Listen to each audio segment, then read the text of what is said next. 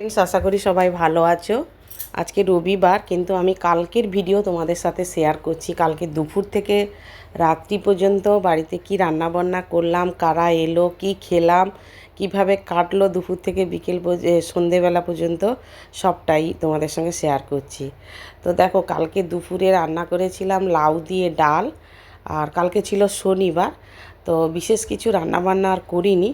আর সব দিন মানে তার আগে বেশ কয়েকটা দিন একটু মাংস ভাত এরকম করে খাওয়া হয়েছে, ফ্রায়েড রাইস। তাই জন্য কালকে একেবারে সোজা সাপটা রান্না, লাউ দিয়ে ডাল। মানে মশলার কোনো নেই গন্ধ ওখানে, জিরে তেজপাতা শুকনো লঙ্কা ফোড়ন দিয়ে পেঁয়াজ কুচি দিয়ে।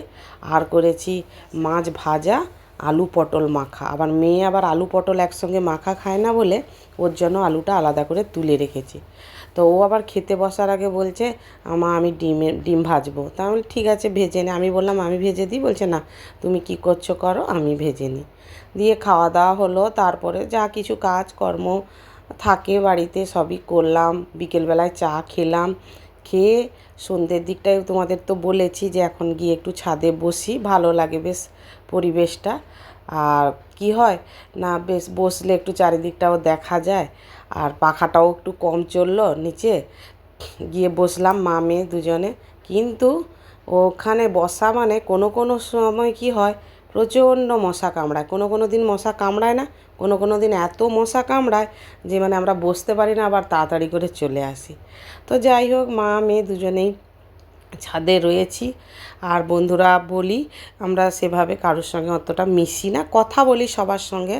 বাড়ির বাইরে বেরোলে পাড়া প্রতিবেশী, দিদি বোন যেই হোক, কাকিমা, সবার সঙ্গেই মানে মুখোমুখি হলে কথা বলি, কিন্তু গিয়ে কোথাও গল্প করা বা কিছু এরকম কিছু না।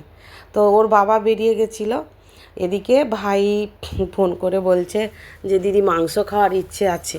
তো আমি বলি তাহলে চলে আয়, আমি সব রেডি করে দিচ্ছি, কিন্তু আমি রান্না করতে পারবো না।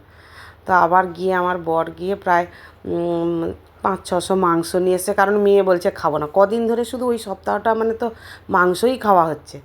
দিয়ে ওর আবার একটু শরীরটা খারাপ বলে বেশি মশলা নয়, তোমরা কালারটা দেখেই বুঝতে পারছো। শুধু মাংস ঝোল হলো। আর ভাতটা ভাইয়ের বউ বললো দিদি দুপুরের অনেক ভাত আছে, আমি ভাতটা নিয়ে যাচ্ছি, শুধু মাংস করবো। হ্যাঁ ঠিক আছে। ওদের হলো মাংসর ঝোল। আমি আর মেয়ে আমরা মানে মাংস খাবো না বলে আমরা আলু বেগুন দিয়ে মাড় ভাত করলাম, মানে যেটাকে ফেনা ভাত বলে। তো ফাইনালি মাংসটা হয়ে গেছে। এদিকে মুনুর টিউশন ছুটি হয়ে গেছে, ওর মা গিয়ে যে নিয়ে এলো, চলে এসছে। আবার ও জানে না যে এখানে আজকে খাওয়া দাওয়া হচ্ছে।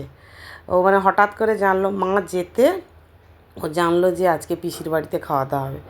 তো গৌতম ছিল, গৌতমকে বললাম। তো ও বলছে না আমি খাবো না দিদি, আমাদের ওখানে পুজো হচ্ছে। তো যাই হোক, এবার এরা সব খেতে বসে গেছে। ওরা তিনজন টেবিলে বসছে, আমি আর মেয়ে আজকে নিচে বসে খাবো। আমাদের মনু কী রকম করে বলছে পিসি তুমি উপরে চলে এসো, আমি নিচে চলে যাব। আমি বলছি না না তুই বস, আর আমরা আজকে নিচে বসেই খাবো। তো যাই হোক, খাওয়া দাওয়া মানে প্রায় শেষের পথে। আর ওদেরকে আগে খাইয়ে দিলাম, আমরা তারপরে খেয়ে নিলাম মা মেয়ে। তারপরে আমাদের এই যে মুড়ি প্রেমী আমার বর, তো ভাত খাবে না, তোমাদেরকে আগের ভিডিওতেও বলেছি যে মুড়ি খেয়ে দিয়ে ওদিক থেকে চলে এলো। মুড়ি, কাঁচা ছোলা, শসা দিয়ে।